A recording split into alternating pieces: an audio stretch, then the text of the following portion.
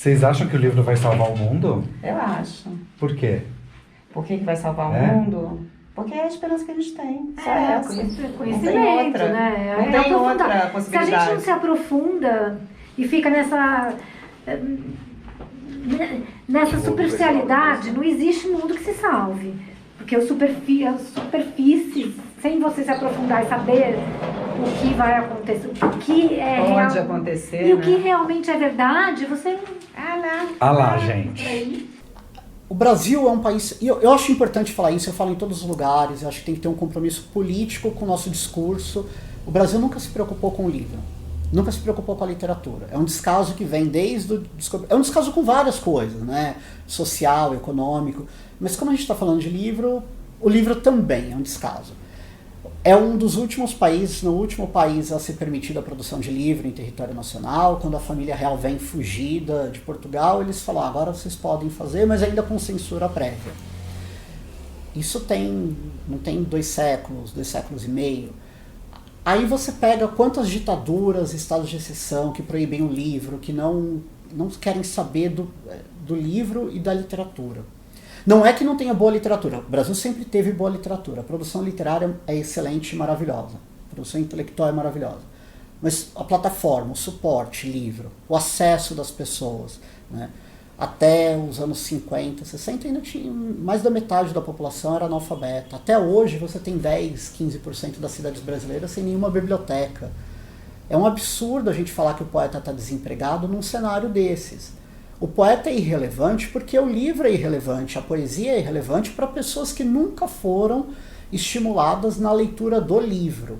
Não quer dizer que as pessoas não gostem de ler. Aí eu entro citando o Antônio Cândido, para mim a literatura é um direito, a poesia é um direito, o livro é um direito, só que esse direito é um direito negado para a maior parte das pessoas. Então não tem como falar, o poeta está desempregado, se o poeta, se o editor não se preocupa com a formação desse público leitor. Acho que tem que ser um compromisso nosso. Vamos formar leitores, vamos ajudar esse país a ser um país melhor, também através do livro. Quais são as práticas que você conhece de formação de leitores que te convencem, que te fazem sentido? É que eu acho que formar leitores exige um trabalho coeso de várias instâncias, né? É político e é da sociedade também. Eu acho que nesse momento eu não vejo um compromisso muito forte com nenhuma dessas instâncias. O governo não está... Os governos, né? Nem prefeitura, nem estado, nem federal muito menos, preocupado com o livro. Os editores se preocupam com o livro, mas se preocupam muito mais com a venda do que com a formação desse público leitor. E tudo bem, a gente mata um leão por dia, mata cachorro a grito, precisa correr para vender e não tem muito tempo para se preocupar com isso. Mas eu acho que formar leitores é tanto cultural quanto educação. A educação a gente não tem muito como influenciar isso, né, porque pedem políticas públicas mesmo. E na cultura sim, acho que uma coisa que tem formado leitores, por exemplo, são os saraus de periferia, né? Quando você pensa um sarau do Binho, Cooperifa, Islã da Guilhermina, esses slams, saraus, gente, isso forma público leitor, né? É gente que vai ver um sarau e não é todo mundo, algumas pessoas gostam só de ver a apresentação, mas depois vai querer procurar o livro impresso. Tem muitos autores de periferia que fala pra gente assim, nossa, vocês reclamam de não vender 50 livros, já vende 1.000, 2.000 exemplares, né? Aqui as pessoas estão lendo. Então eu acho que quanto mais acesso e democrático for o livro, e aí entra também incentivar as pequenas livrarias nas periferias, ou mesmo nos bairros centrais, mas que não tem livrarias de rua. Tem uma série de coisas que a gente pode fazer. Acho que foi o Ricardo Terto, um autor nosso, que falou... Eu achei um paralelo muito interessante. Assim, há 30 anos atrás, qual era a porcentagem de fumantes no Brasil? Né? 50%, 40%, hoje é de 5%, 6%. Não foi proibido, né? As pessoas só passou, culturalmente não é mais interessante, não é bonito. E se o livro, de repente, culturalmente passa a ser interessante e bonito, né? As pessoas estão falando de poesia, de livro, de literatura, isso passa a ser relevante nas nossas conversas, como é uma série do Netflix. As pessoas vão ler mais. Daqui a 30 anos é possível você ter uma sociedade de leitores. Mas isso é um pouco utópico. Publish News TV entrevista o homem da lei. Não desses que mordem, matam, multam, prendem, mas uma lei que traz esperança em vez de punição, uma lei muito mais de ganhos humanos do que financeiros. A Lei Castilho. José Castilho Marques Neto. Você sempre usa esse nome todo?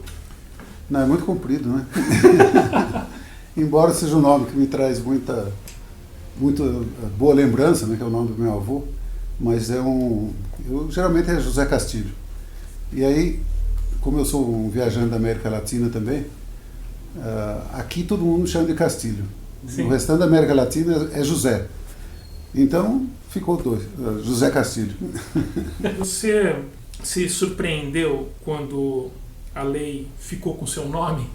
Não oficialmente, né? Sim. Que as leis têm números, 13.696. 96, exatamente. Você vê que o nome dela é lindo. Sim, sim. Política Nacional da Leitura e da Escrita. Sim. É um belo nome. Mas é muito bem homenageada também. De fato, eu fiquei surpreso. Não surpreso e, ao mesmo tempo, um pouco sem graça, assim, digamos. Né? E cada vez que tem um evento que eu vou, aí continuo circulando o Brasil todo, né? E as pessoas falam, não, quero ler Castilho aqui, etc. Ou mesmo quando chega lá, tem faixa, né? Debate, Lei Castilho. Eu fico meio assim, né? Enfim, acho que eu sou meio do mato aí, né, em relação a essas coisas. Mas foi uma surpresa, obviamente, agradável, né? Uma coisa muito interessante, porque foi uma coisa meio viral, né? Todo mundo começou chamados em todos os lugares e ficou. Engraçado, porque você é autor de livro, foi editor importante para o mercado editorial, com a sua própria editora, com a Unesp e tal, que é coisa que a gente vai falar daqui a pouco. Sim. E daí o nome também se eterniza por uma lei, né? Uma lei, exatamente. É verdade que eu, com muitos outros, brigamos muito, né, por essa lei. Foi uma coisa, uma lei suada, digamos assim, né? Quem Foram são quase os outros? 13 anos. Né? Essa lei teve muitas mãos, né? Ela começou lá atrás, no Plano Nacional do Livro e Leitura, no final de 2006, começo de 2007. No início, era eu, Jefferson Assunção, escritor, gaúcho, foi assessor também do então secretário executivo Juca Ferreira, era o homem encarregado, ele era o homem do livro lá, no MIC naquele momento. André Lázaro, no Ministério da Educação. Depois, durante muito tempo, e de maneira muito forte, o Fabiano dos Santos foi diretor do Livro e Leitura que sucedeu ao Jefferson, e atualmente é o secretário de Estado da Cultura do Ceará. Teve muita gente que trabalhou assim cotidianamente, né, no texto. Pra você ter uma ideia, André, quando começou o primeiro texto que nós fechamos desse projeto de lei, se não me engano, ele tinha 56 páginas. Hoje, a lei são 2,5 páginas, ainda naquele formato legislativo, né, digamos assim. Então, muita coisa aconteceu, e muita gente discutiu, muita gente se envolveu, tanto oficialmente, digamos assim, né, os procuradores do Ministério, depois da Casa Civil, assessores jurídicos, políticos, né, porque a gente ia discutindo, não foram 13 dias, né, foram 13 anos de muito debate, até que nós chegamos a um consenso, né, em 2016. Esse consenso passou para as mãos do Legislativo, por intermédio da então senadora Fátima Bezerra, e lá saiu, né, durante 2 anos. E o texto está bastante maduro, né, porque foram 2 anos em que praticamente não houve nenhuma emenda, né. Passou pelas 2 casas do Congresso sem emenda. Houve uma supressão no final, por uma bobagem, que também não alterou substantivamente a lei, né? Mas passou, e bem. Me parece que a lei, do jeito que ela passou, ela é muito mais um farol do que um manual do que fazer. Tô errado? Então, eu acho que não é que ela é um farol, é verdade. Ainda mais em tempos obscuros como estamos vivendo hoje. Ela é um farol que você tem, ao mesmo tempo, você tem uma lei, você tem uma bandeira de luta pela leitura e pela escrita. Né?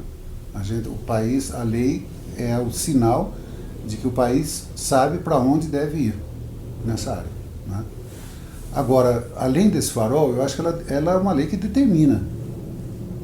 Ela não detalha como você vai chegar, mas ela sabe e ela determina que, por exemplo, a democratização do acesso é necessária. Que as bibliotecas públicas, com o fortalecimento do Sistema Nacional de Bibliotecas Públicas, são instrumentos necessários. Aí daí vai. Né? O fomento à economia do livro, a questão dos mediadores de leitura, a imposição dos mediadores de leitura. Então, tudo isso está na lei. Né? São artigos e itens da lei que determinam como deve ser a política, na verdade, o Plano Nacional do Livro e Leitura decenal, que ela também determina. Né? Então, ela é um farol, mas é também uma lei determinante. E ela deixa os detalhes de como isso vai acontecer para o Plano Nacional do Livro e Leitura decenal, que é uma imposição também da lei. Né? Ela precisa agora da mobilização dos interessados. Com certeza, nisso, né? com certeza. Agora, entre os interessados, existem interessados de mercado e interessados no ensino, no fomento da escrita. Sim. Porque escrita e leitura também já dá um tratado do que seria que escrita e que leitura, né? Claro. Então, agora você espera que tenha mais mobilização? É o que se espera, porque nenhuma lei sai do papel sozinha. Não é essa lei. Qualquer lei não sai do papel sozinha. Leis de direitos sociais e políticos ou humanitárias, como por exemplo a Lei Maria da Penha, não saiu sozinha do papel. Você precisa ter pessoas, lideranças, que a tirem do papel e coloquem em prática. Isso se dá por uma exigência da mobilização social. Quer dizer, e particularmente eu vejo que hoje nós temos muito pouca exigência. Então, por exemplo, todas as associações que fizeram o Plano Nacional do Livro e Leitura em 2006, e a lista é imensa, setor produtivo, setor distributivo, setor de mediação, como o caso dos bibliotecários, etc., leitores, autores, toda a cadeia do livro, da leitura, da literatura, das bibliotecas, foi, digamos assim, o protagonista do Plano Nacional do Livro e Leitura. Foi uma construção junta, foi uma construção em conjunto. Então, é por isso que eu chamo o Plano Nacional do Livro e Leitura, construído em 2006, como um pacto social. Aqueles pouquíssimos pactos sociais que o Brasil teve. O PNLL é um deles. Eu tenho absoluta convicção disso. Até porque ele está disseminado na sociedade. Pode correr o Brasil todo aí, nas pontas, onde tem militantes pelo livro e leitura, o PNLL está lá. Às vezes, e a maior parte das vezes talvez não oficialmente, mas estão lá todas as suas diretrizes, todos os seus eixos, toda a maneira de fazer. Né? Então, esse pacto social precisa de gente que o impulsione sempre, do ponto de vista dessa relação entre a sociedade e os poderosos que estão de plantão. O que é o poderoso de plantão? É o governante, é o prefeito, é o governador do estado, é o presidente da república. E para esses governantes de plantão, nós temos que exigir os nossos direitos. Quais são os nossos direitos? Aqueles que são óbvios na humanidade e aqueles que estão em lei. E a lei é uma delas. Então, me parece que seria muito mais proveitoso por parte de todos os setores, inclusive o setor produtivo, não é? Aqui o Public News tem uma relação mais profunda, que se pensasse no que foi conquistado e daquilo que está se deixando ao léu, não é? Você está dizendo assim, está precisando de mais envolvimento? Com certeza. Com certeza. Mesmo a gente, claro que o Public News é um veículo que fala mais com o meio produtivo. Sim. Mas eu menos. Mais ou menos. Mas Não, eu se digo você eu vai- menos. Ah, Aqui eu acho que a gente acaba falando mais com os autores também, né? os Sim. editores como artistas, de certa forma, que Claro, são. claro, Né? claro. E esse meio parece que não entrou ainda não acordou para essa palavra mágica que está escrita ali, né? Leitura e escrita. Exato. É a escrita que também, o fomento à Sim, escrita sim. alimenta a leitura, né? Claro. E alimenta porque é parte de uma mesma peça, né? Quer dizer, como você vai falar de leitura sem falar da escrita? Né? Como você vai falar daquele que lê sem falar daquele que escreveu? Quer dizer, se há uma relação íntima entre as pessoas, é entre o autor e aquele que o lê, né? Não há como. O autor, e é uma perseguição mútua, é algo quase obsessivo, o autor procura o leitor. E o leitor procura o seu autor, aquele que o identifica, aquele que faz com que ele tenha determinados conhecimentos e determinadas emoções que o outro não vai ter, não lhe proporciona. Então, essa relação muito umbilical, ao mesmo tempo amorosa, ao mesmo tempo de todos os sentimentos possíveis entre o autor e o leitor e o autor, é algo que faz parte da política da leitura, da escrita. Né? Quer dizer, nós não poderíamos fazer uma lei naquele momento, isso foi base de uma grande discussão, que não contemplasse o conjunto, que não dividisse aquilo que é unívoco, que é uma coisa só. Né? O problema é que o nosso mercado é tão, digamos assim, tão voltado hoje para planilhas de custos e lucros, que você acaba esquecendo talvez aquilo que seja o fundamental e a razão de existir da nossa atividade enquanto editores, livreiros, etc., que é exatamente o leitor. Né? E aquele que faz a magia do leitor, que é o autor. Né? Essas são as duas pontas que estão necessariamente intermediadas por outros setores, entre eles o produtivo, o distributivo, o que dá acesso aos bibliotecários, que muitas vezes esquece que nós temos essas duas pontas que não são qualquer coisa, é o fundamento de tudo que a gente faz. Todo o processo industrial, cultural, de gestão, o Brasil ainda está muitos anos atrás. O Brasil, para mim, não foi descoberto. Eu ainda sou do tempo que tinha duas marcas de televisão, duas não sei o que, Linotype. Hoje não. Só tinha um tipo de azeite na prateleira. É um azeite só. Porque a gente vê as grandes discussões, prevendo o futuro, negociando o que foi feito no passado e tal, a gente vê muita coisa. Mas dificilmente você vê pessoas que são multiplicadores, né, de informações, levantar o problema da leitura. Porque não se educa uma criança, não se dá uma criança uma educação plena se ela não passar pela leitura. Porque a leitura é que vai construir a ela o vocabulário, a história, o sentimento. Então, a leitura, ela não está envolvida em nenhuma prática governamental. Você vai na prefeitura, quem que está falando sobre leitura aqui?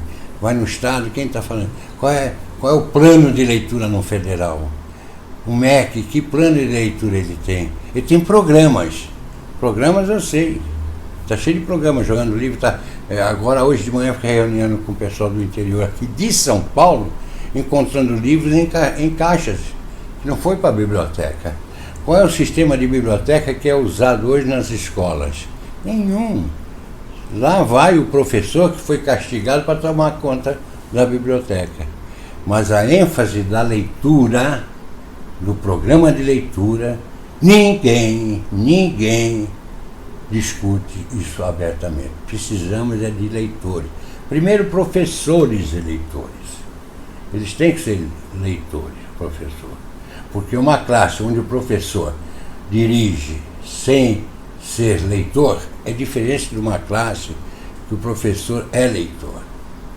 O vocabulário das crianças de uma classe está na pesquisa, quer dizer, o consumo do livro ainda se toca, compreende? Mas o senhor acha que os empresários, o que a gente chama de mercado editorial, as pessoas que decidem no mercado editorial, que são empresários de vários ramos, mas também os editores. Faltou uma pressão a mais nesse tempo todo?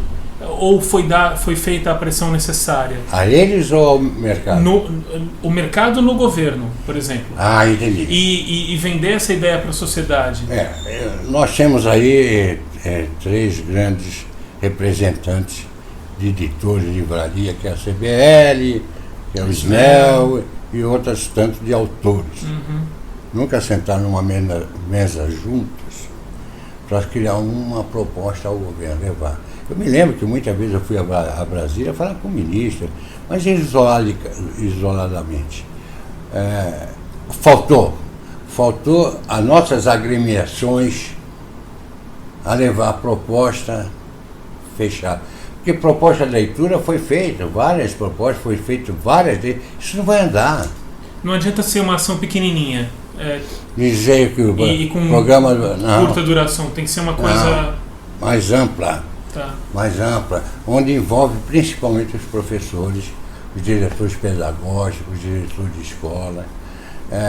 O nível de ensino que eu percebo nesses 50 anos, a escola mudou muito. Eu não sou saudosista, mas antigamente a qualidade de vida do estudante era muito boa. Biblioteca, leitura, experimentação, palavras que têm a ver com essa entrevista de hoje com Marilena Nakano, uma batalhadora pela biblioteca, pela leitura no Brasil. Ela trabalha com a manutenção e com a criação de bibliotecas em lugares vulneráveis. Isso, de Santo André. A rede, oficialmente, ela nasce no dia 1º de dezembro de 2018. Mas, sem ser oficial, de maneira informal, ela vai começar em 2011. Porque, na verdade, em 2011, eu ainda era professora da universidade. Qual? Na Fundação Santo André, Centro Universitário da Fundação Santo André. E eu formava professores. E era um momento muito difícil, ainda educação em crise, e era preciso encontrar novas formas de formar os professores. E eu acreditava que dentro da sala de aula não dava mais. Então, eu propus aos meus colegas e aos alunos que nós fôssemos ao território, nosso vizinho, bastava atravessar a rua, era uma antiga favela urbanizada, hoje ainda ninguém tem a propriedade da terra, nada disso, né? A prefeitura urbanizou a favela, que nós fôssemos lá e ouvíssemos os moradores para aprender com eles o que eles tinham a nos ensinar e nós, evidentemente, trocarmos aquilo que nós tínhamos. Então, a nossa aventura começa aí. E nesse momento, quando nós fomos, perguntamos aos moradores o que eles queriam fazer conosco. A primeira coisa que eles pediram, eles queriam computadores. Nós dissemos, nós não temos dinheiro, nós temos nossos pés, as nossas mãos e a cabeça para pensar. Pensar com vocês e fazer o que vocês quiserem. Então vamos limpar a praça. E saímos todos, moradores, os alunos do curso de pedagogia, limpamos a praça com eles. E daí começa a nossa relação, e uma relação que cria vínculos muito profundos com essa população. E nesse processo a gente decidiu, num determinado momento, fazer uma pesquisa nas 500 famílias que existem nesse pequeno lugar. E o que a gente percebeu? Era preciso construir uma coisa permanente ali, não só ir 2 ou 3 vezes por ano para fazer um trabalho, mas construir algo permanente. Fizemos uma pesquisa, o que a gente detecta? Mais do que a pobreza material, existia um problema ali que era da pobreza cultural. Então, quando a gente fala de vulnerabilidade, a gente não está falando só da pobreza material, né? Tem uma pobreza que assola a vida das pessoas, que é o não acesso, por exemplo, à literatura, né? Como direito, tudo mais. A pesquisa indicou que na casa das pessoas não existia livro de literatura. Eles tinham livros escolares, mas livro de literatura era assim, um ou outro, quando tinha, né? E as pessoas não liam, as crianças, bebês, ficavam confinadas em casa, na frente da televisão. Bom, isso nos conduziu a pensar na chamada Biblioteca Viva, que não é mais a concepção da biblioteca tradicional, onde tem um jeito de organizar os livros, que você depende do bibliotecário, que há uma rigidez, que na escola, por exemplo, os alunos vão quando os professores mandam, né? E a biblioteca viva tem que ser um lugar de encontro. As pessoas vão porque elas querem, vão ler o que elas querem, né? Então, nós começamos a nos formar nesse campo e aí propusemos às pessoas desta comunidade e de uma outra, também na cidade de Santo André, no extremo sul da cidade, que é a comunidade mais pobre, que a gente pudesse instalar ali essa chamada Biblioteca Viva. Então, nessa comunidade que a gente já estava desde 2011, um dos moradores instalou na loja que ele tem de conserto de equipamentos eletrônicos. Ele subiu, fez um mezanino, onde fica a oficina dele, a parte de baixo ele liberou para a biblioteca. Então está dentro de uma lojinha, né? E ali acontecem atividades de forma permanente. Os livros a gente conseguiu via SP Leituras, que é a associação que, na verdade, coordena as atividades da Biblioteca de São Paulo e da Biblioteca Vila Lobos, e nós conseguimos montar uma outra dentro da própria universidade, só que no pátio. Então, não era biblioteca fechada, né, só para os universitários. Quem quisesse entrar, entrava, não tinha controle, não tem controle sobre ela, e inicialmente ela é muito mais voltada para as crianças, né? A gente levava as crianças da escola, convidava e fazia atividades lá. E essa biblioteca no sul da cidade, numa favela chamada Eucaliptus. Na favela Eucaliptus, a gente não tinha um espaço, então fazíamos na praça, no campinho de futebol, todo cheio de pó, de barro. A gente estende o tapete no chão e faz atividade de contação de histórias, ou teatro, ou música, porque a Biblioteca Viva é um lugar de múltiplas atividades, né? A gente tem um acervo que é de qualidade, bastante interessante, né? Conseguimos esse acervo graças a um projeto que a SP Leitura fez para a Iber Bibliotecas, que está vinculada à Unesco. Então a gente conseguiu os primeiros livros desta forma e mesmo através do CISEB, que é o Sistema Estadual de Bibliotecas, né? Então isso permitiu que a gente conseguisse já, isso desde 2016, a se instalar. Aí o foco era a literatura, o direito à literatura em bibliotecas vivas. Biblioteca entendida como terceiro lugar, lugar do encontro, da liberdade, não pode ter controle que existe na maior parte dos lugares, das instituições, né? E então isso vem crescendo. Hoje a rede tem cerca de 22 voluntários que trabalham o tempo inteiro, né? É uma coisa muito, muito impressionante mesmo, né? A gente, quando precisa de alguma coisa, se cotiza para poder tocar, né? E agora que a gente está se estruturando para tentar conseguir algum recurso e poder tocar as pequenas bibliotecas com as quais a gente tem relação. E nesse meio a gente tem uma relação com escolas, 2 escolas, uma de cada território vulnerável. Uma delas faz um trabalho extremamente interessante, né? Que deu uma pista para a gente de um trabalho novo que a gente está começando agora, que é da comunidade leitora. E temos contato com 2 bibliotecas públicas de Santo André, também nesses mesmos territórios. Então, a gente entende território como obra de arte viva, não é uma coisa, não é um pedaço de chão, né? É o lugar onde os seres humanos se encontram, homens, mulheres, crianças, velhos, né? Se encontram com a natureza e produzem aquilo de uma certa forma, né? Então, nesse sentido, como obra de arte mesmo. Então, por exemplo, no Sacadura, que foi a primeira comunidade que nós nos instalamos, ela tem essa história de um lugar que tinha enchente todo ano, mais do que uma vez por ano, eles perdiam tudo. E quando a prefeitura foi urbanizar a favela, eles decidiram que não queriam sair dali, apesar das enchentes e tudo mais. Então, negociaram com a prefeitura um projeto que não foi feito em nenhum lugar em Santo André, só ali. A prefeitura suspendeu o terreno. Se você passa na lateral da favela, todas as casas têm escadaria para chegar nelas. Suspendeu o terreno, aí cada um pôde fazer sua casa e pôde ficar ali, né? Então, é um encontro com a natureza. Então, como é que você ocupa isso, né? E nesse momento, como resolvidas algumas questões materiais básicas, né? Como é que você se encontra com a literatura? Essa agora é a nossa questão. E alarga o seu mundo. Porque também nas comunidades vulneráveis, as pessoas têm muita dificuldade de sair do lugar em que elas vivem.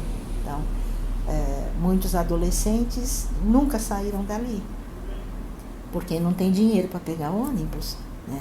Apesar de eles estarem na Grande São Paulo, num município rico, o 14º município mais rico do país, né?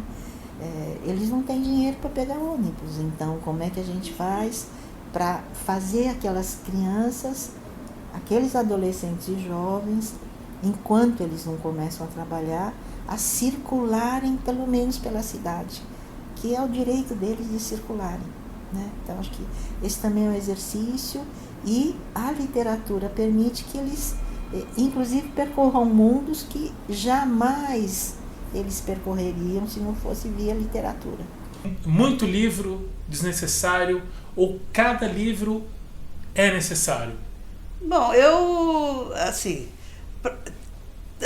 um pouquinho das duas coisas, né? Às vezes eu acho que tem muito livro que as pessoas não vão dar conta, né, de ler.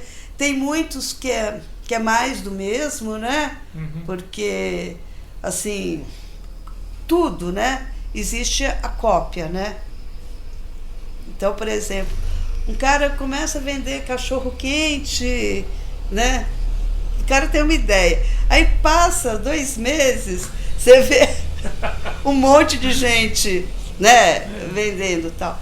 E aí, por exemplo, sai uma coisa, por exemplo, sai o Sapiens, do Harari. Uhum. Daí passa 2 meses, tem um monte de livro com o mesmo assunto, sabe?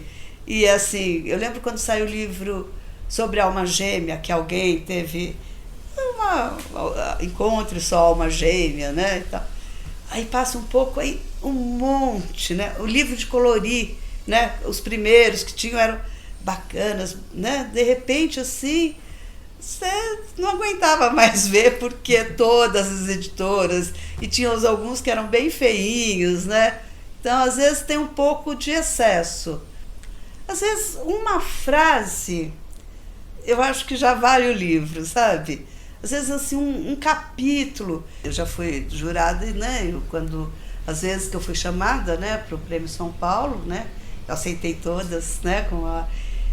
É muito livro. Assim, são 200 livros para você avaliar em 2 meses, né? Quer dizer, não é que você vai conseguir ler todos. Tem alguns que você lê 3 páginas e fala, eu penso, vale 200 mil, né? O prêmio vale 200 mil? Eu acho que não, né? Então, vamos... Fora que durante o ano eu já leio muita literatura brasileira por interesse próprio. Então, às vezes que eu fui chamada, vários, eu já li inteiro o livro, né? Porque eu já acho que... Eu já penso assim, se eles me chamarem, eu já li um monte. Se eles não chamarem, né? Como dizia minha mãe, conhecimento não ocupa espaço, né? Então vamos ler que é bom. E então eu leio muita coisa que eu não leria, né? Isso foi uma coisa incrível, né? Muita coisa, então vem livro de todos os estados do Brasil inteiro, livro mimeografado às vezes, sabe? Livro bem... Mas às vezes assim, o livro é super mal escrito, mas a ideia é maravilhosa. A história é boa, mas é mal escrito. Tem alguns que são bem escritos, mas são chatos, sabe? Você percebe que, né? E tem, às vezes, uma coisa, sabe? Às vezes um capítulo chama a atenção. Então, eu acho que se vai ser bom para a pessoa que leu, se ela acredita, eu acho que já está valendo. Eu tenho vários clientes que compram, o cara quer comprar todas as novidades bacanas que saíram. Ele não vai conseguir ler tudo. Assim como você não vai ler todos os livros que você tem de uma vez, eu não vou ler, mas é legal você ter a sua biblioteca e saber que o livro está ali, que você pode pegar. Defina a literatura. A literatura, para mim, é um conteúdo que saiu da cabeça de uma pessoa em formato de escrita. Eu não sou a favor da divisão de literatura, o que é alta literatura ou baixa literatura. Para mim, literatura é um conteúdo que saiu da cabeça de uma pessoa. Você não acha isso incrível? Tipo, a J.K. Rowling, ela criou todo um universo na cabeça dela. Ela tirou da cabeça dela em formato de palavras. E isso foi transformado em milhões para ela, em dinheiro. Você não acha isso incrível? Porque isso saiu da cabeça dela. Eu sou muito apaixonada por literatura, assim, de todos os tipos. Eu sou muito contra preconceito literário. O que é o preconceito literário? O preconceito literário é você julgar o que é bom e o que é ruim para os outros. Mas então a crítica literária não cabe em lugar nenhum? Bom, se você tem o mesmo nível que o crítico literário, eu acho interessante. Mas, por exemplo, eu comecei a ler com Paulo Coelho e livros espíritas. Foi o meu primeiro contato com literatura, porque os livros que as professoras obrigavam a gente a ler nunca me tocaram. Então, se houvesse esse preconceito literário, né, à minha volta nessa época, eu não teria amado tanto a literatura, porque foram as minhas portas de entrada para a literatura. Então, eu acho que você vai aumentando o seu nível, né? Tipo, uma criança... Eu nunca entenderia o sarcasmo de Dom Casmurro. O sarcasmo do Machado de Assis. Uma menina de 13 anos não entende ainda, de 12. E é incrível, hoje eu amo. Então eu leio de Paulo Coelho, Young Adult, a Dostoiévski. Eu amo clássicos, mas eu também amo um mais vendidos aí que sai e tá todo mundo lendo, sabe?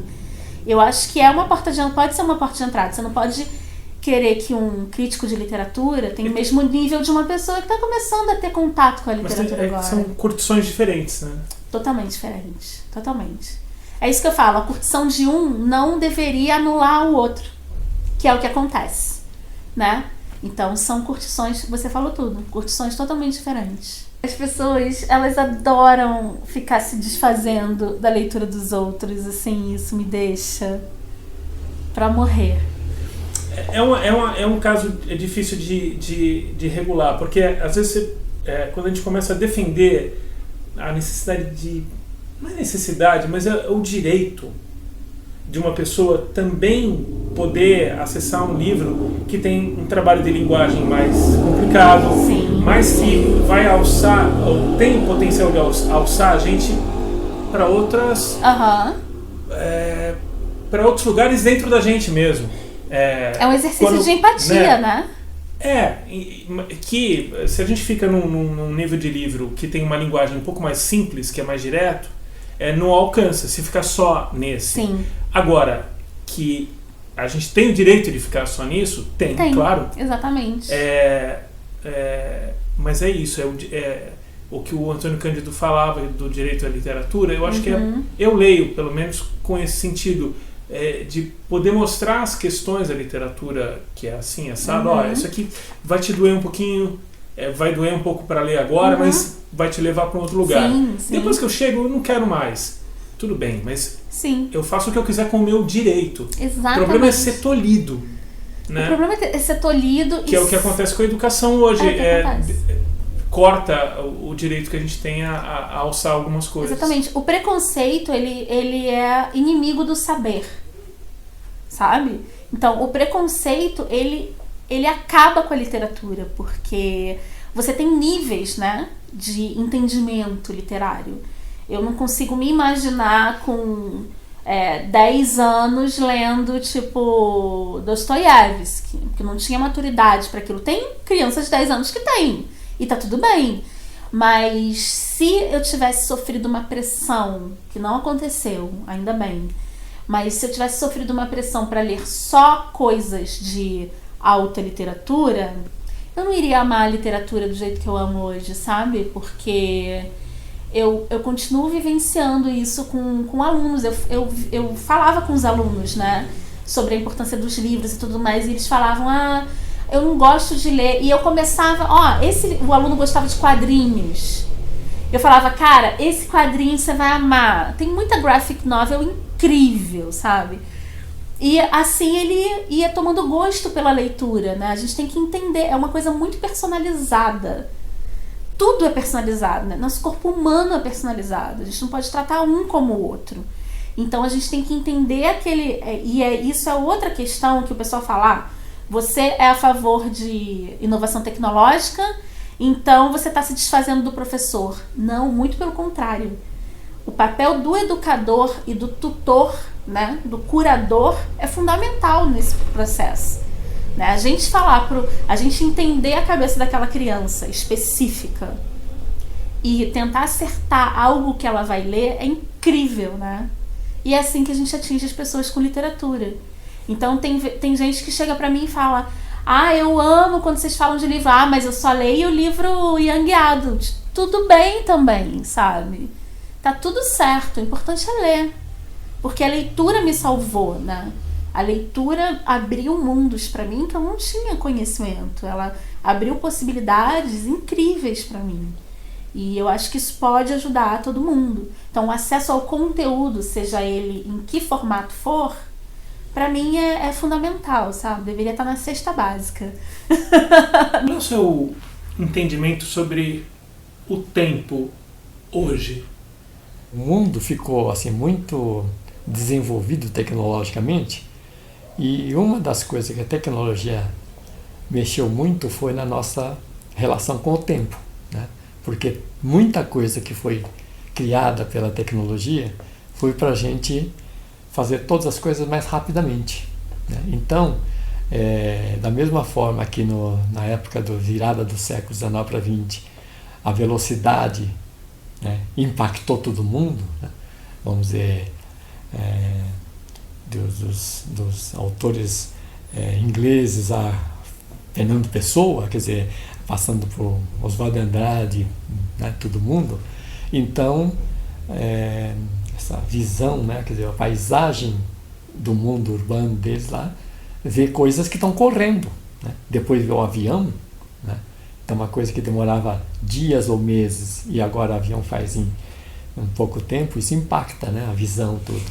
E agora com a tecnologia que você vê, desde que o homem foi à Lua, e quando a gente pôde ver Copa do Mundo de 70 ao vivo, né, sem precisar de ouvir pela rádio, aquilo já começou o impacto aí.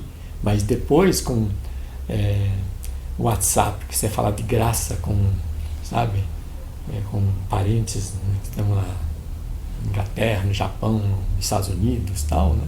Então isso é espantoso e muda muito, impacta, né, no comportamento, né? E eu tendo a não, assim, eu pessoalmente, né, eu tendo a criar todos os, como é que eu diria, vamos dizer, algumas defesas para essa urgência, para entrar no regime da urgência, né? Eu quero ser rápido em tudo, porque o mundo está exigindo isso, né? O mundo exige isso hoje.